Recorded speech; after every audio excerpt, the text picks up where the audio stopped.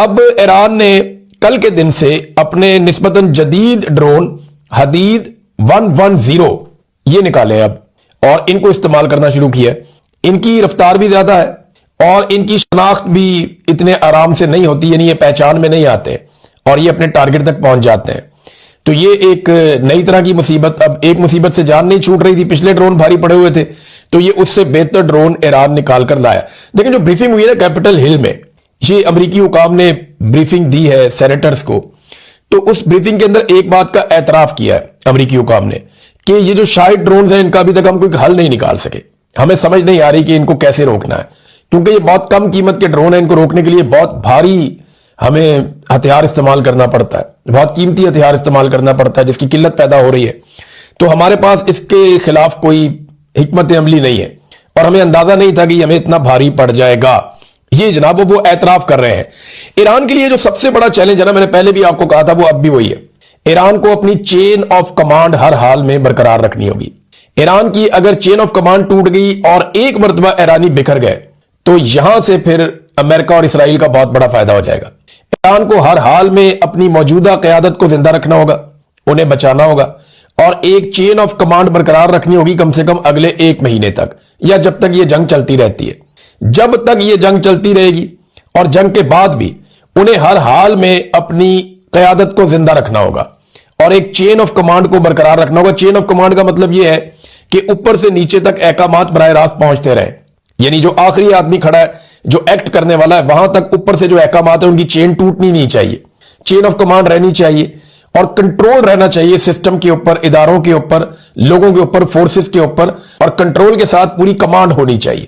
یہ chain of command اگر ایران بچانے میں کامیاب ہو جاتا ہے تو یہ اس کی سب سے بڑی کامیابی ہوگی۔ ایران نے کچھ اور بھی ایکسپوز کیا ہے، انہوں نے بتایا جی کہ فالس فلیگ آپریشن ٹائپ کی چیزیں کی جا رہی ہیں تاکہ باقی ملکوں کو اسرائیل اور امریکہ کے ساتھ مل کر ایران پر حملہ کرنے کے لیے اکسایا جا سکے۔ اس حوالے سے کچھ چیزیں سامنے آئی ہیں، میں آپ کے ساتھ شیئر کرتا ہوں۔ نمبر 1 تو یہ پتا چلا کہ ایک تو ایران نے اپنے پڑوسیوں کو ایک پیغام دیا، پہلے میں آپ کو پڑھ کے سناتا ہوں، یہ اہم ہے، یہ بڑا ضروری ہے۔ میں نے آپ کو پچھلے ویلاگ میں کہا نا کہ ایران کے لیے بہت ضروری ہے کہ وہ عرب ممالک کو اپنے کنٹرول میں رکھے یا ان کے ساتھ رابطے میں رہے۔ ایران کے صدر نے اپنے پڑوسی ملکوں کے سربراہوں کے نام ایک پیغام جاری کیا ہے۔ اپنے بیان میں ایرانی صدر نے کہا کہ ہم سفارتکاری کے ذریعے جنگ سے گریز کرنے کی ہم نے پوری کوشش کی ہے، ہم نے کوشش کی کہ مذاکرات ہو جائیں، سفارتکاری ہو جائے، لیکن صہیونی امریکی فوج کی جارحیت نے ہمارے پاس اپنے دفاع کے سوا کوئی دوسرا رستہ چھوڑا ہی نہیں، یعنی ہم پہ انہوں نے جب اٹیک کر دیا، ہمیں مارنا شروع کر دیا، تو ہمارے پاس اپنا دفاع کرنے کے علاوہ دوسرا کوئی رستہ نہیں تھا۔ انہوں نے پڑوسی ملکوں کے سربراہوں کو مخاطب کرتے ہوئے کہا کہ ہم آپ کی خود مختاری کا احترام کرتے ہیں اور ہم یہ سمجھتے ہیں کہ خطے میں امن و استحکام یہاں کی ریاستوں کی مجموعی کوششوں سے ہی حاصل کیا جا سکتا ہے۔ یہ بڑی عقل مندی کی ہے، تمام عرب ممالک کو پیغام دیا کہ ہم آپ کی خود مختاری کا احترام کرتے ہیں، لیکن ہمارے پاس کوئی رستہ نہیں تھا امریکہ کو اور اسرائیل کو جواب دینے کے علاوہ، کیونکہ انہوں نے ہمیں دیوار کے ساتھ لگایا۔ ہم تو مذاکرات کرنا چاہ رہے تھے، ہم تو چاہ رہے تھے کہ سفارتکاری کے ذریعے سے مسئلہ حل ہو جائے، لیکن انہوں نے ایسا ہونے نہیں دیا۔ اب ناظرین، جہاں پہ اس کی کوئی تفصیل ہے میں آپ کے ساتھ شیئر کرتا ہوں۔ یہ مڈل ایسٹ آئی نے اس کو لکھا ہے کہ Iranian official says Israel carried out some of the drone strikes on Gulf energy sites، کہ وہ یہ کہہ رہے ہیں کہ گلف کی کوئی انرجی سائٹس ہیں جہاں پہ ایرانی سورسز یہ کہتے ہیں کہ جو حملے کیے گئے ہیں وہ اسرائیل کی جانب سے کیے گئے۔ اب عرب ممالک کے انرجی سائٹس کے اوپر اسرائیل حملہ کر رہا ہے تو اس کا مطلب کیا ہے؟ سورسز سے that some of the attacks, namely on oil refineries, ports and civilian targets, were carried out by Israel to provoke Gulf state into entering war۔ وہ کہتے ہیں وہ جنگ کے اندر گھسیٹ کے لانا چاہتا ہے، وہ اکسا رہا ہے ان ممالک کو کہ آ جاؤ جنگ کے اندر۔ ابھی یہاں پہ اس میں نا کچھ اور انفارمیشن بھی آئی ہے ہمارے پاس۔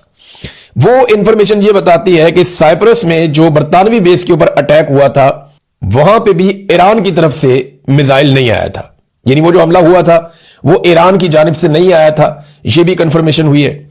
پھر ترکی میں گرنے والا جو میزائل ہے اس کا ملبہ جب چیک کیا گیا ہے تو یہ SM-3 انٹرسپٹر میزائل ہے، یعنی یہ بھی ایران کا نہیں ہے، انٹرسپٹر تو ایران کے پاس ہے ہی نہیں، یہ تو امریکہ یا اسرائیل استعمال کرتا ہے، تو یہ وہاں پہ آیا۔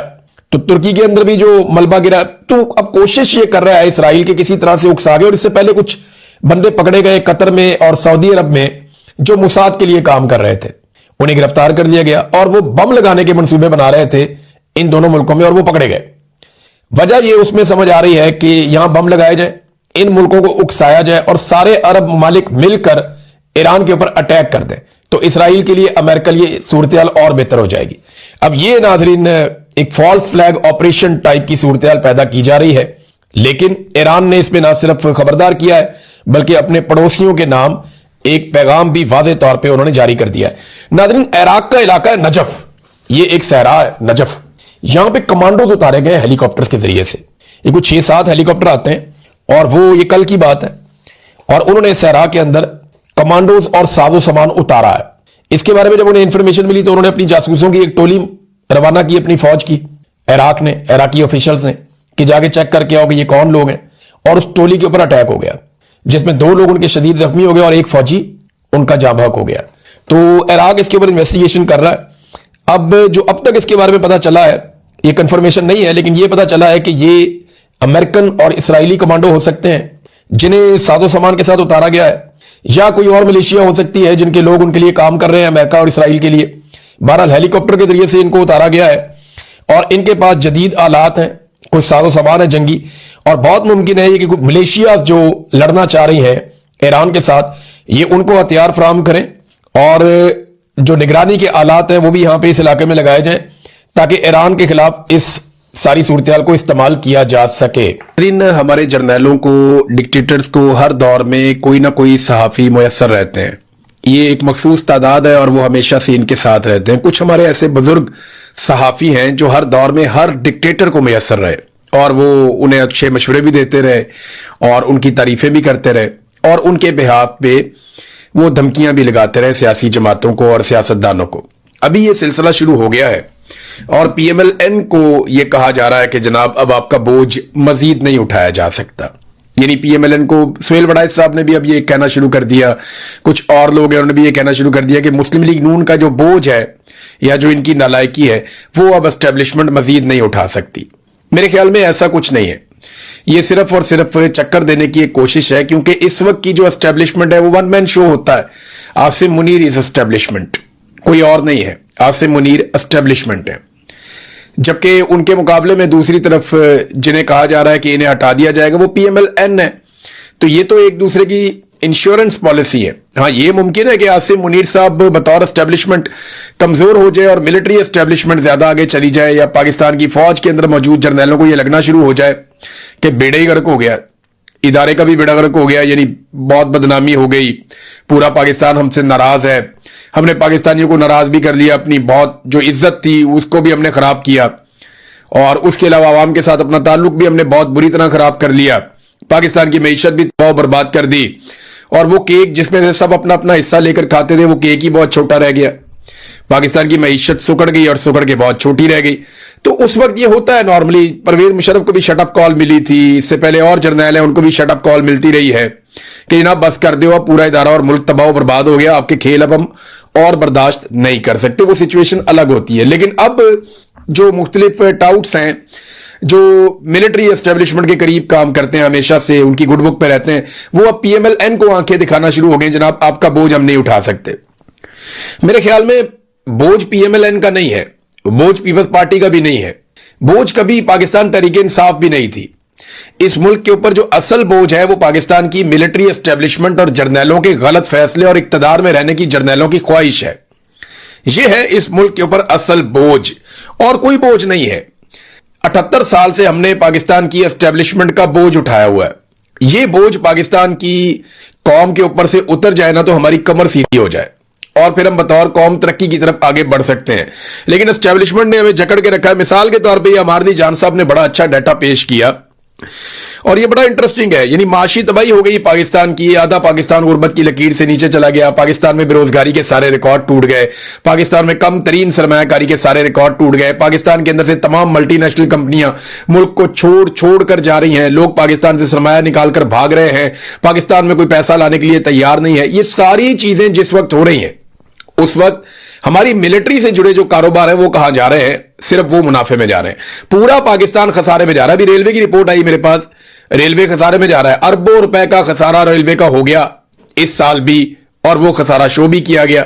पीआईए खसारे में जा रहा था, बेच दिया। रेलवे खसारे में जा रहा है, स्टील मिल खसारे में जा रहा है। पाकिस्तान का हर इदारा, हर चीज खसारे में जा रही है। अगर खसारे में नहीं जा रहा तो पाकिस्तान फौज के जो कारोबार है वो खसारे में नहीं जा रहे। अब आरली जान साहब ने इसके ऊपर कुछ डाटा पेश किया। उन्होंने फौजी फाउंडेशन के असास से $6 अरब, मैं उनका एक क्लिप देख रहा था, फौजी फाउंडेशन के असास से $6 अरब तक पहुंच गए हैं। पाकिस्तान $1 अरब के लिए तरसता है, तड़पता है, मांगता है, कशकोल लेकर फिरता है। और पाकिस्तान के अंदर ही एक इदारा है जो फौज का झैली इदारा है, और वो अपने कारोबार में इतना आगे बढ़ गया, इतना आगे बढ़ गया कि $6 अरब उसके पास अब असासे हैं, इससे ज्यादा के।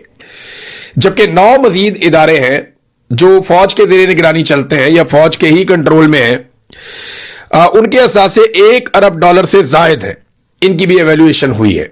तो आप यहां से अंदाजा करें ना कि कितनी तरक्की कर रहे हैं वो तमाम इदारे जो मिलिट्री एस्टेब्लिशमेंट के साथ जुड़े हैं, और ये पैसा कौम को नहीं मिल रहा, इसमें कौम को कोई हिस्सा नहीं मिलता। अच्छा, ये तरक्की कैसे करते हैं, ये भी एक अलग मॉडल है। यानी एक आम आदमी एक मिल या एक फैक्ट्री या एक बिजनेस खड़ा करता है तो उसको जमीन की परचेज है, बहुत सारे और मसाइल हैं, कानूनी मुंह शिगाफियां हैं कि इधर जाएगा इस महकमे में, फिर इधर जाएगा, फिर बहुत महंगी कॉस्ट पड़ती है, फिर भारी टैक्सेस पड़ते हैं, फिर उसको इंपोर्ट बिल पड़ता है। बेशुमार चीजें करने के बाद वो प्रोडक्शन अपनी मार्केट में लॉन्च करता है। लेकिन अगर मिलिट्री एस्टेब्लिशमेंट ने एक इदारा बनाना है तो जमीन उन्हें फौरी तौर पे मिल जाती है, वो एक्वायर कर लेते हैं, उन्हें किसी से पूछने की जरूरत ही नहीं है। सिक्योरिटी के उनके मसाइल नहीं है, सारी बंदूकें उनके पास हैं। फिर उनको टैक्स की एक छूट भी मिलती है, जैसे कि अभी पीआईए बेचा तो 15 साल के लिए पीआईए को टैक्स की छूट मिल गई। हालांकि पीआईए के मध्य मुकाबिल जो बाकी एयरलाइंस हैं पाकिस्तान में, उन्हें टैक्स की छूट नहीं मिल रही। तो टैक्स की छूट भी मिल जाती है, सिक्योरिटी का मसला भी हल हो जाता है, इदारे भी तंग नहीं करते, बल्कि जिस फाइल को वो बोलते हैं फाइल लेकर जो अफसरान है वो खुद पहुंच जाते हैं, सर ये हो गया आपका काम। तो फिर कोई मुकाबला कैसे करेगा? इन्हें जो बिल आते हैं बिजली के या गैस के, वो भी इनकी मर्जी के मुताबिक आते हैं, टैक्सेस भी नहीं पड़ते, ट्रांसपोर्टेशन का भी मसला नहीं है, कोई रुकावट भी नहीं है रस्ते में। तो शानदार काम जो है वो ऐसे इदारे कर सकते हैं। अब ये सहूलतें बाकी इदारों को नहीं है, तो क्योंकि मिलिट्री एस्टेब्लिशमेंट बहुत ताकतवर है तो उनके जो कारोबारी इदारे हैं वो बहुत तेजी से तरक्की करते हैं और बहुत तेजी से आगे बढ़ते हैं। आम जो पाकिस्तानी हैं उनके कारोबारी इदारों के रस्तों में रुकावट इतनी ज्यादा होती है कि वो मुकाबला ही नहीं कर पाते। तो बजाय इसके कि नून लीग को आज बोझ कहा जाए, यह बोझ पाकिस्तान की एस्टेब्लिशमेंट को कहा जाना चाहिए और यह बोझ पाकिस्तान के ऊपर से उतार देना चाहिए, वरना पाकिस्तानियों को एक दिन उतार कर फेंकना पड़ जाएगा। नाज़रीन, बलूचिस्तान में हालात यह हैं कि अब ये एक मरतबा फिर वीडियो आई, मैं देख रहा था, कंटेनर दोबारा चला दिए गए। जो माल लेकर जा रहे होते हैं कंटेनर, उन्हें रास्ते में रोकते हैं, शरपसंद उन्हें आग लगा देते हैं। इधर कश्मीर में लोगों को शरपसंद कह रहे हैं जिन्हें भूखा रखा जा रहा है, जिनकी अद्वियात रोक दी गई हैं, जिनका फ्यूल रोक दिया गया, जिनकी खुराक रोक दी गई।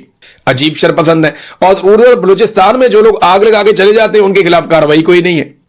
मारंग बलोच को, मासूम को जेल के अंदर बंद किया हुआ है सिर्फ इसलिए कि वो अपने लोगों के लिए हकूक मांग रही है।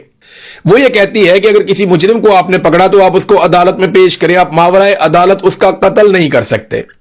आपने अगर किसी मुजरिम को पकड़ा, आप अदालत के अंदर उसको पेश करें ना, आप उसे गैर कानूनी तौर पे मावराए अदालत कत्ल करके उसकी लाश को बिगाड़ के, मसकशुदा लाश आप कैसे फेंक सकते हैं किसी इलाके में लोगों को खौफजदा करने के लिए? फिर जबरी गुमशुदगी क्या चीज होती है? आपने किसी को गिरफ्तार करना है, कानून के मुताबिक गिरफ्तार कीजिए, अदालत में पेश कीजिए, साबित कीजिए, सजा दिलवाइए। लेकिन ये सारे काम नहीं किए जाते। अब वो ये कानून और इंसाफ के लिए खड़ी है, उसको उठा के उम्र कैद की सजा दे दी मारंग बलोच को। पूरा बलूचिस्तान सरापा एहतजाज है। बहरहाल बलूचिस्तान में एक मरतबा फिर कंटेनर चल रहे थे और ये मनाजिर हम देख रहे थे, बहुत ही तकलीफ दे मनाजिर हैं। जो रिलीफ पाकिस्तानियों को मिलना चाहिए वो पाकिस्तानियों को हुकूमत देने के लिए तैयार नहीं है। मैं अभी जाऊंगा जरा आजाद कश्मीर के मामले पे भी, जो बीबीसी ने उनकी रिपोर्ट की, बीबीसी को जो है वो अब दीवार के साथ लगाया जा रहा है, कोशिश की जा रही है कि बीबीसी ने रिपोर्ट क्यों की। देखिए, बीबीसी से बहुत सारे इख्तलाफात भी रहे हैं, बहुत सारी रिपोर्टिंग के अंदर हमें बाद औक़ात लगता था कि बीबीसी ये वाली रिपोर्टिंग जो है वो एक एजेंडे के तहत कर रहा है, ऐसा होता भी है। लेकिन यहां पे तो सबूत सबके सामने है। ये वाली जो कवरेज है इसमें तो सबूत सबके सामने है। और बीबीसी एक ऐसा इदारा नहीं है कि आप उसकी हर चीज के ऊपर ही तनकीद करें। बाद औक़ात वो एंगलिंग कर सकते हैं स्टोरी की, यानी ऐसा नहीं है कि सारी स्टोरी झूठी है। जब कभी बीबीसी से इख्तलाफ भी हुआ तो एंगलिंग के ऊपर हो जाता है, स्टोरी झूठी या हकायक गलत, वो ऐसा नहीं करते, वरना आप केस करके उनके ऊपर मुकदमा जीत लें। अब बीबीसी से जनाब माफी मंगवाई जाए, मंगवाओ माफी, बल्कि बीबीसी को चाहिए कि वो माफी ना सिर्फ मांगे बल्कि 9 मई की मजम्मत भी करे और साथ में बीबीसी पाकिस्तान हमेशा जिंदाबाद का नारा भी लगाए और पाक फौज के साथ अपनी हमायत की यकीन दहानी भी करवाए, तब बीबीसी का गुनाह माफ होगा। पाकिस्तान में तो यही ट्रेंड है, पाकिस्तानियों के साथ तो ये करते हैं। रजी ताहिर साहब को पकड़ा हुआ, उन्हें बंद किया हुआ है। पहले 2 दिन का रिमांड दिया गया था, अब दोबारा वो गए अदालत में जाकर, उन्होंने कहा जनाब इनका 3 दिन का और रिमांड दे दें, हमने कुछ और सबूत इकट्ठे करने। वो फिर 3 दिन के लिए उनको पकड़ के रिमांड दे दिया जज साहब ने। यानी जर्नलिज्म पाकिस्तान में इतना बड़ा जुर्म बन गया है कि आपने खबर दी, अब वो कहते हैं जी हमने खबर का सोर्स पता करना है कि ये खबर आपने कहां से दी। और एक्चुअली जो मुझे अंदाजा है, मेरी रजी ताहिर साहब से अभी तक बात नहीं हो पाई, बात होती तो शायद मैं आपको और क्लैरिटी के साथ बता देता। ये जो उन्होंने खबर दी थी ना कि इमरान खान से जनरल अशफाक परवेज कियानी की मुलाकात, मेरे ख्याल में ये वाली जो एक खबर है ये वजह बनी रजी ताहिर साहब के ऊपर ये सारा अटैक होने की। उसके बाद ये मुकदमात तेजी से हो रहे थे, उनके बाद गिरफ्तारी के लिए कोशिश की जा रही थी, फिर बिलाखिर रजी ताहिर को गिरफ्तार कर दिया गया।